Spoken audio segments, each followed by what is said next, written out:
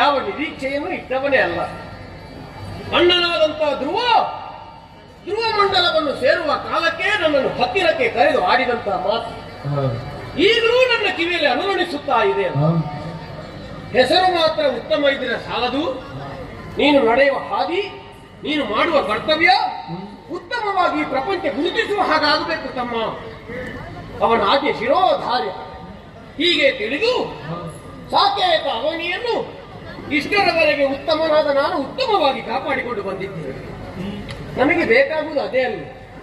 ನಾವು ಹೇಗೆ ಮಾಡಿದ್ದೇವಂತ ನಾವು ಆಡಿಕೊಳ್ಳಕೂಡದು, ನಮ್ಮನ್ನು ಉಳಿದವರು ಗುರುತಿಸಿಕೊಳ್ಳುವ ಹಾಗಾಗಬೇಕು. ಉತ್ತಮನ ಆಳ್ವಿಕೆ ಹೇಗೆ? ಚಂದ್ರಮನ ತೇಜದಿ. ನೋಡಿ, ಯಾರು ಕೂಡ ಸೂರ್ಯನ ತೇಜ ಅಂತ ಆಡ್ಲಿಲ್ಲ. ಸೂರ್ಯ ಬೇಕು ಎಲ್ಲಿಗೆ? ತಾವರೆಯನ್ನು ಅರಳುವುದಕ್ಕಾಗಿ ಸೂರ್ಯನ ಉದಯ ಆಗಲೇಬೇಕು.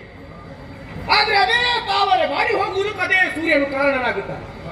ಆದ್ರೆ ಚಂದಿರಮ ಹಾಗಲ್ಲ. ನೈದಿಲೆಯೊಂದು ಅರಳಬೇಕು ಅಂತಾದ್ರೆ ಚಂದ್ರಮನ ಆಗಮನ ಆಗಲೇಬೇಕು.